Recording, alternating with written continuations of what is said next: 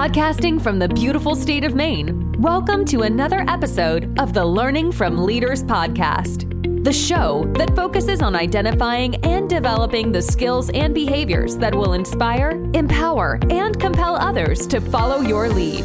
Listen as Patrick's guests talk about the powerful leadership approaches they have identified and developed, which are vital for leading in today's challenging times. These are the same approaches that will positively impact you as a leader too. Learning from Leaders provides the right balance of leadership research with real-world scenarios, making it easy for you to rise above your best. All right, let's start the show. Hey everybody, I'm Patrick Varano. Thank you for joining me on another episode of Learning from Leaders.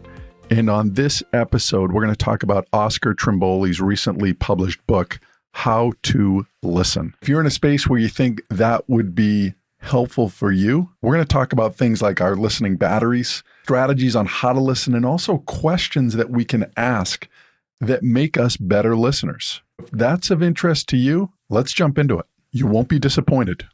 Oscar, thanks again for being on the podcast. You actually were not on all that long ago, but when we talked, you were just coming out and publishing a new book, How to Listen.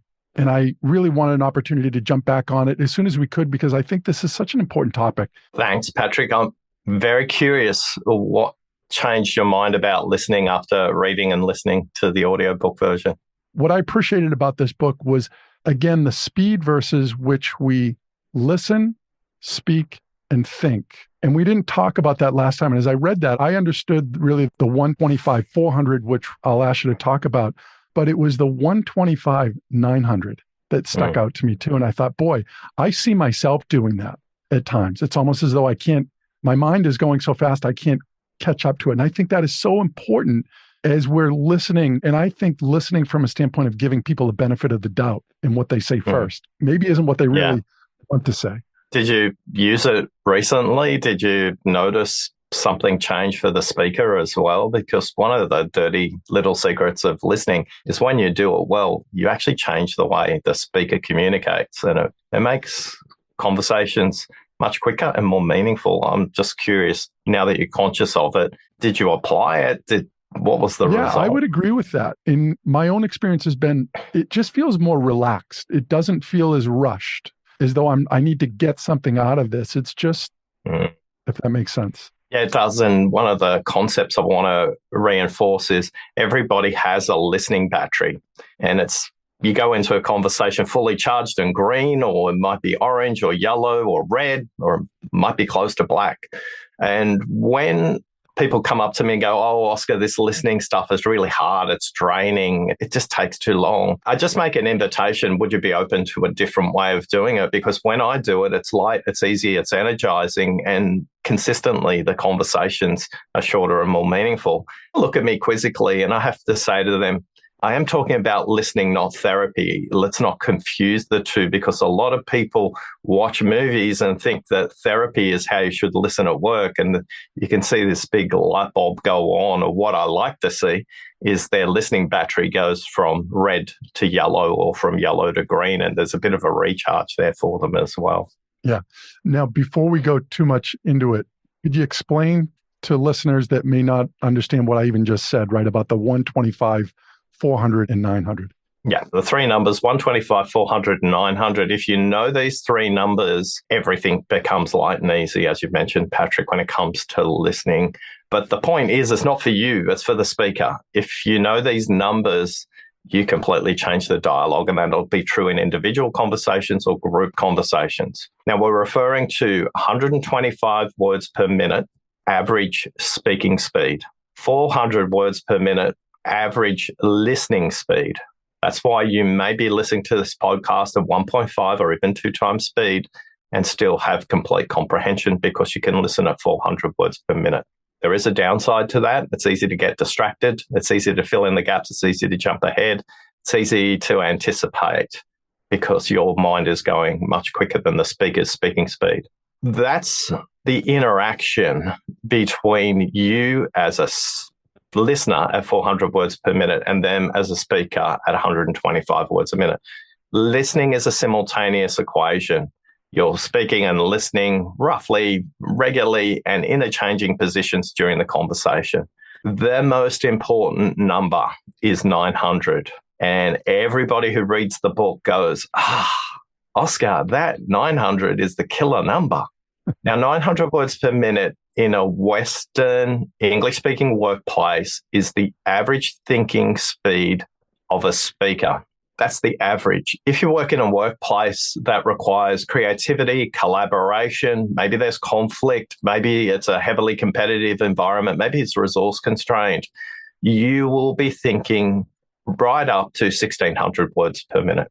Now, if you do the math on that, I think on average 900 words per minute, but I can only say 125. That means the first thing that comes out of our mouth is roughly 14% of what we're thinking at any one time. Now, you don't probably want to hear everything I'm thinking about, because one of the thoughts that just raced through my head is, I hope my wife doesn't put on the laundry today because I'm right above the laundry and that might interfere with Patrick's recording. So you probably don't want to hear that. But you probably do want to hear the next 125 words. The trouble is, the minute the speaker says those 125 words and they get it out, another 900 rush into their head to try and make sense of what they say. Because we all know that a conversation in our mind with ourselves is like a washing machine for clothes. When it's in your mind, it's dirty, it's sudsy, it's agitated, it's moving around, but there's no progress. And the minute you speak, it's like the rinse cycle. Something comes out differently. It's like clear water in the rinse cycle. And it's clear thinking when you speak it versus think it. The gift you can give the speaker is just be present in that moment and use 3 questions or 3 insights to get them to expand their thinking a little bit further. And when you use these 3 phrases, their body posture will change, their eye position will change, their head tilt on their neck will change completely. But before I go into those 3 phrases, I just want to stay with you, Patrick, and go, is there anything in those numbers you want to explore a little bit further? For me, when I think of the 900, and as I read it in the book, I think of myself as, I might say something, and then if I have an opportunity to say it again, it gets refined. Or maybe if it was even a question I was going to ask, if I am able to think it through again, the way that I asked the question might be a little different. So that was something that I noticed, and I think it helps me, or I want it to help me, to give people the benefit of the doubt more, or maybe exploring a little bit more what they mean when they say something, aside from just taking what they said at face value. Yeah. These 3 phrases that we're going to mention and the link out of the 900 words per minute, when you ask these questions, this is what will happen for the speaker. They'll take in a big breath and they'll go, Now that I think about it, what I haven't mentioned is, now that I think about it, what's really important to me is, now that I think about it, what we haven't even discussed that I've realized joins all the dots for me is the phrases like actually are signposts to you going a layer deeper in their thinking. Now, there's 2 sorts of questions you can ask when you're trying to expand this next 125 words. And think of a compass and a compass setting north-south. North-south questions mean we're going to continue in the direction that the conversation's going in. You sense they haven't fully said everything they need to say on that topic. The north-south question is, tell me more. Now, don't say it like that unless you're in a really good relationship with somebody. So it could sound like, oh, wow, Patrick, I'm fascinated. Could you just say a little more? Wow, I'm intrigued, Patrick. Tell me more about that. Now, a quick reminder, if your questions are more than 8 words long, they're going to be biased. That's not to say biased questions are good or bad. But the shorter the questions, the more open they are. There are a time for open questions. There are also time for biased questions. So this is a north-south question, and they will continue the story that they have in their mind, or they'll continue expanding the content. Yet you will notice the shift in their body position when this is done effectively, their breathing, their eye position, and quite possibly even the tempo at which they speak. They may slow it down, they may speed it up, but the tempo will change from where you were in the initial dialogue. My suspicion is for the majority of us, if we do this well, we'll slow them down. Has that been your experience, Patrick? Yeah. That's a north-south question. Tell me more. And that is, continue on the current path. Then we're going to look at east-west questions. We're going in a very different direction. You sense they may have fully explored everything by continuing on the journey, yet we want them to open their perspective up. We want them to listen to themselves in a very different way. We want them to go left and right rather than up and down. And the question we want to ask there is, and what else? This increases their consciousness to go, okay, well, I've said all of that. Is there anything else? Now, you could ask this question a number of ways. I'll give you some examples. And what else does that mean for our customers? What else does that mean for the regulators? What else does that mean for our employees? What else does it mean for the competition? What else does this mean for our shareholders? These questions are designed to expand their consciousness and understand that their initial idea, north-south, sits in a context that's much broader than just them. And once you do, you connect to more sustainable solutions when you get to problem solving, because east-west questions are designed to make people aware of the system they operate in rather than what they'll initially say, Patrick. They'll tell you a bunch of symptoms. Oh, I've got a headache. Okay. Do you always get a headache when you talk to me, or is it always on a Friday? That's going a little bit broader. North-south, tell me more. East-west, and what else? And of course, the universal way in an English workplace to get them to expand that idea either way is just to remember that silent and listen have exactly the same letters, and a well-designed, careful, empathetic pause will liberate their thinking in the majority of cases. This is how we connect that 125-900 rule to getting the speaker to move up the 5 levels of listening and move from merely content to an insight, not just for them, but whatever system they operate in, whether that's a team, a department, an organization, a client relationship, or a relationship with electors if you're in a government system or you're in a policy-making environment as well. I do really like the and what else, or what the question. I remember hearing that by, I think it's Michael Bungay-Stanier. Yeah. Yeah. Does a great job of talking about that. And I think there's so much value in that. It does get people thinking. The low-hanging fruit is generally the first answer, and the and what else really gets much more creative. Yeah. If you want to read out what's on the front of the book there, Patrick, you will understand my relationship with Michael right up at the top. I do, yeah. There's a nice testimonial from him, right? When Oscar Trimboli has something to say about listening, listen. He's the best in the world. Not a bad testimonial.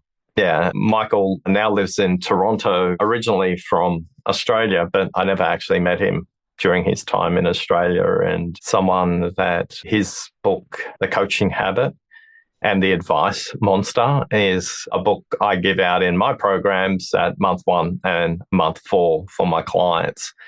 And Michael does a very skillful job of asking incredibly refined questions that open up so many possibilities. And one of the ways he taught me is something that I did with you earlier on, Patrick. You wanted to jump into a whole bunch of questions with me, but I posed one back to you about your lived experience with the 125-900 rule. I did that not because I didn't want to answer your question. I just thought it was more useful for everybody who's been loyally listening to you for a while. Well, thank you for that. You also talk about 5 levels to listening.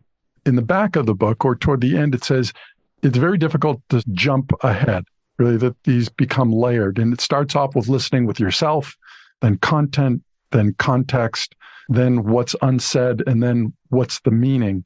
And I was wondering if you could speak to the part about the base of this, really listening yourself and what that means. Listening is a skill. It's also a practice, and it's a strategy as well. And right at the back of the book, I tell a story about judo and the martial arts generally, how there are levels of progression in the martial arts. And in the original Judaiko, there's only black belt and white belt. Europeans, the French, actually adapted the white belt, black belt system in the 1920s to have a variety of colors, the belts we know in the West. And the point of the belts is the sensei and the master is making sure it's safe and that the judo player doesn't harm themselves by attempting to do something at a higher level that they're not ready to do. And the same is true for listening. You can do a lot of damage to yourself and to the speaker or to the group you're hosting if you ask a question that's not contextual at level 3 when we're listening for context. It's not appropriate at level 4 when we're listening for unsaid because we fully haven't understood the backstory, which is part of level 3 context. There's also a phrase in sports administration which says, the broader the base, the higher the apex, which means the more talent you can bring in at the bottom of the pyramid, the more likelihood you're going to bring in gold medals, the more likelihood you're going to win the world championships. It means get the base of the system right before you try and advance to higher levels. For many, many, many pieces and a lot of the literature review I do around listening, level 1, listen to yourself, is completely skipped. There's an assumption that your listening battery is charged and you're ready to go. We know from our research, 23,000 people that we've researched, as well as 1,400 people that we track, 86% of people are stuck at level 1. They are so distracted, they struggle to close down all the browser tabs in their mind to be present to themselves, let alone to the speaker. Yet, if you try and do all the fancy pants stuff at level 2, 3, 4, and 5, and you haven't got level 1 right, it's going to come across as disjointed and awkward for the speaker. There's, could you say that again? Yeah. And despite your best intention to use a tell me more or and what else as example questions, or could you take me back to when this first started, or what would make this a great conversation for you? Level 1 is get the foundations right. When you're building city skyscrapers, 2 of the 3 years of the build is actually on foundations. And without good foundations, buildings won't withstand earthquakes, hurricanes, whatever is thrown at them. And you're going to get some hurricanes and some earthquakes in your workplace conversations. And we spend a disproportionate amount of time in the book, Patrick, as you well know, talking about level 1. In fact, level 5 and 4 really just 1 chapters each, but the rest we go really deep to get that base right. I was talking to a group of doctors yesterday as an example, and they're just seeing patient after patient. Now, some of the doctors were general consulting doctors and some of the doctors were emergency doctors. But the first question I asked them was, okay, at what point in your day is your listening battery drained? And a lot of the general practitioners start at 8 and finish at 7 or something like that. They're incredibly hardworking folks. But all of them said by 11 o'clock, my listening battery is completely red, bouncing on black. And so what's your technique? What do you do? And one of the doctors simply said, I just tell my receptionist that I need to have a bathroom break. Now, sometimes I do need to go to the bathroom, Oscar, but in most cases, I just need to walk outside and reset myself because I am just drained. One of the things we need to be conscious of as listeners is it's okay to either pause a conversation, delay a conversation, or reschedule a conversation because we're not ready. We're not ready physically. We're not ready mentally. We can't give our best if we are not ready. In the book, we talk about a couple of really basic, simple tips. And the good news is we're about 30 minutes in. So it's time for me to have a glass of water, practice what I teach. You can have one too, Patrick. A glass of water every 30 minutes will reset your body. And as I drink that water, I can feel the sensation through my body, but it also resets my energy level. Drink a glass of water before the meeting, drink a glass of water every half an hour during the meeting as well. This is a simple thing to say. Our deep listening ambassadors say it's difficult to consistently practice, but those that do, say on average, they get about 15% of their schedule back each week. That's a lot of time could be up to 4 hours. Number 2, electronic distractions. Manage them. And some people are on call, like those doctors, and electronic notifications are crucial. But for the majority of us, we're not doing heart surgery. We're not doing crash victim recovery. We're not dealing with somebody who's just got a cancer diagnosis. For the rest of us, the biggest thing in the last 2 years in our tracker survey is connected watches. Patrick, do you have one of those? You do. And they say that they notice people who aren't paying attention now, not because they haven't got their cell phone on or a computer or iPad. It's them trying to have a sneaky look at their watch as a notification comes in. These electronic notifications are getting closer and closer to us all the time. We literally wear them now. Use that. Now, whether you're on a Mac or a PC, Patrick, you can synchronize your calendar to say, hey, switch off all the notifications when I'm in meetings. And most people don't realize that. It's a set and forget, do it once, it's done. But for most people, they let the technology dominate them rather than them making the technology a useful tool for them. When you know that there's no notifications coming, it's much easier to be present. The last thing I would say to everybody, don't underestimate the importance of pausing and just taking in a very simple deep breath in through your nose, down to the bottom of your diaphragm, and then out through your mouth. Particularly if you get distracted, whether you get distracted and you want to have a sip of water, whether you're distracted and want to take a deep breath, these are all physical things that will help you reset. Now, we're complimentary, a free 90-day challenge that people participate in. And this is a way for me to know what's getting in people's way when it comes to listening.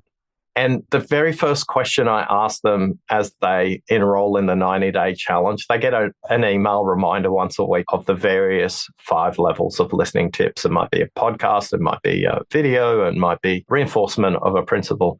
But the very first question I ask when they enroll is, what do you struggle with when it comes to your listening at work?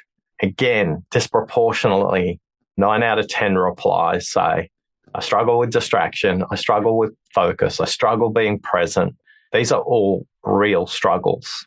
And if you don't have that foundation in place, Patrick, listening's going to be very difficult as we move up through content, context, unsaid, finally meaning. Yeah, as I listen to you talk about that as well, it's as though you earn a right to be able to have some of those higher level questions that you might ask somebody that if I were to just pretend, well, okay, now I'm at, and what else? I'm almost reading, you're going to be like, what are you trying to pull here? Don't use that with me. That doesn't work. I haven't earned the right to be able to, or the credibility, I think, to be able to ask that question. It's not going to be seen as genuine if I do that.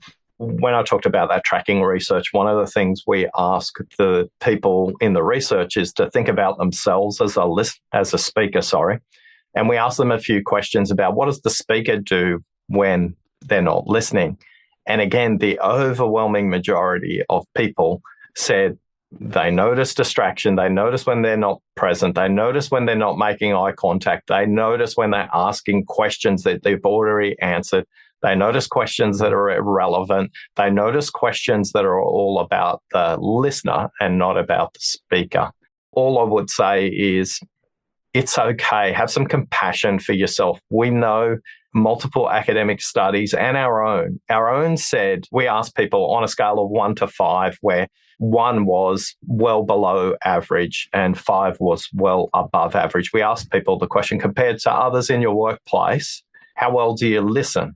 74.9% of people rated themselves either above average or well above average as listeners. Yet when we asked them the same question in their context as a speaker to rate others in their workplace as listeners, only 12% of people were rated well above average or above average.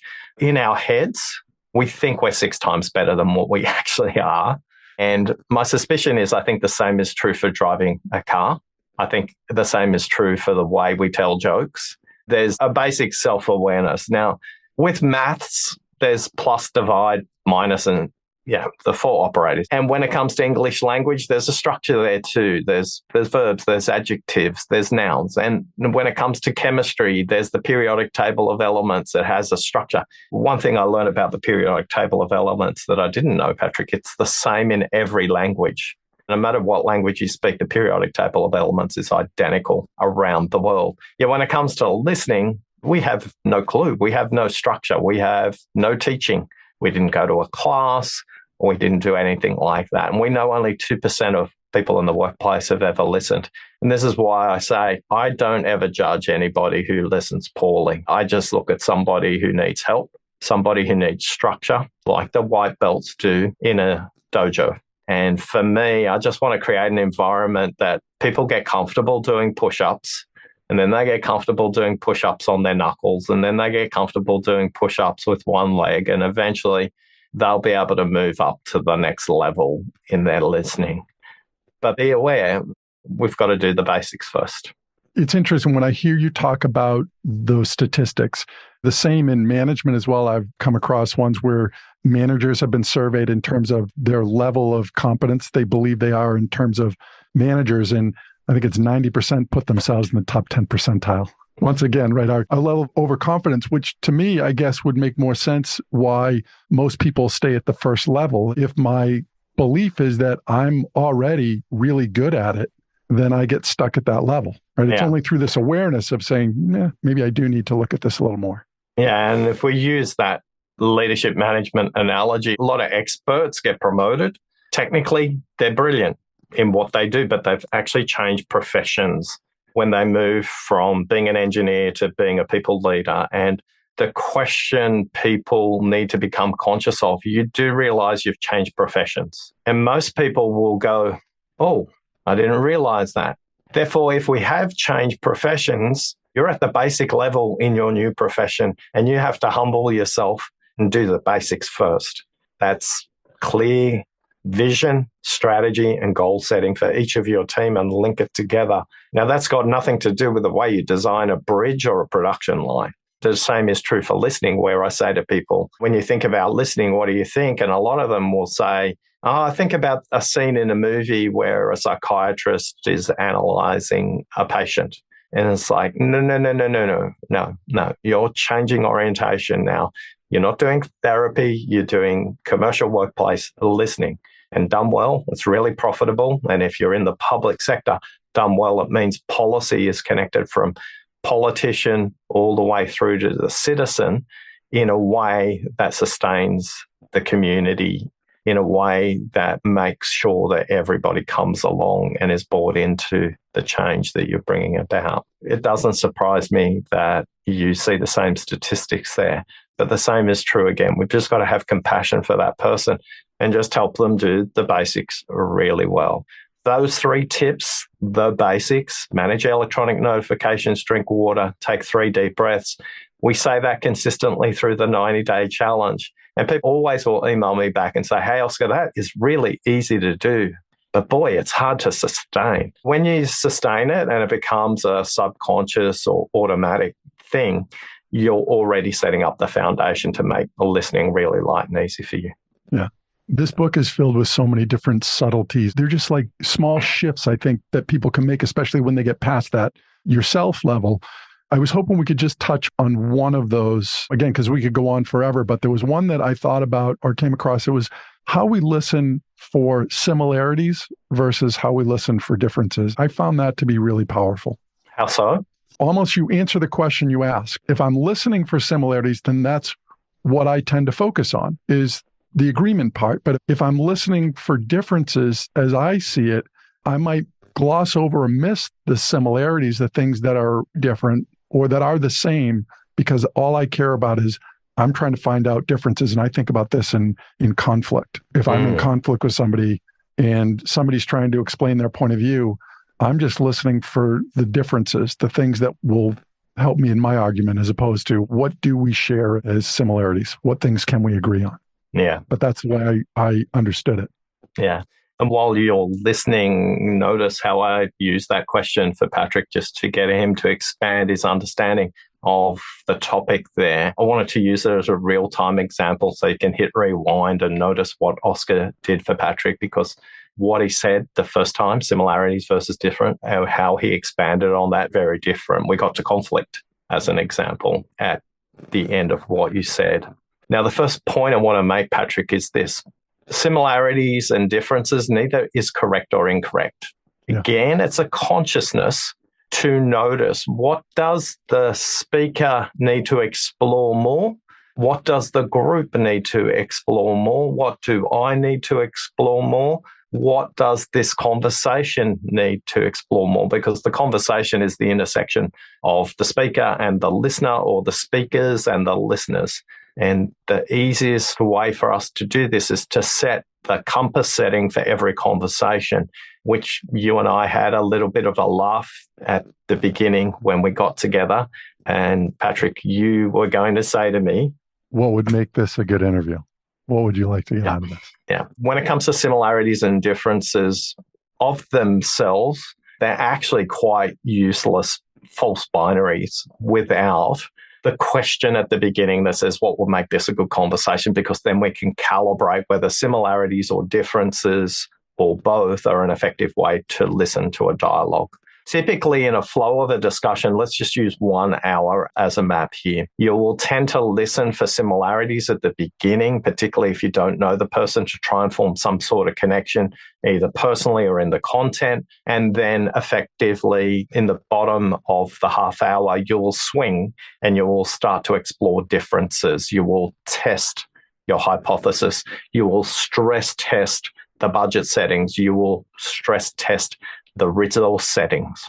And the way we want to think about similarities and differences, again, coming back to that simple compass analogy, the similarities, you're listening north-south, you're taking the conversation in the same direction that it's heading. East-west questions get us to expand our consciousness and move us out of this conversation. And how does this conversation connect to other things around us in a system? So it might be another department. It might be another level of profitability. It might be how this impacts competitors. It might be how does this impact suppliers. It might be how this impacts production or sales.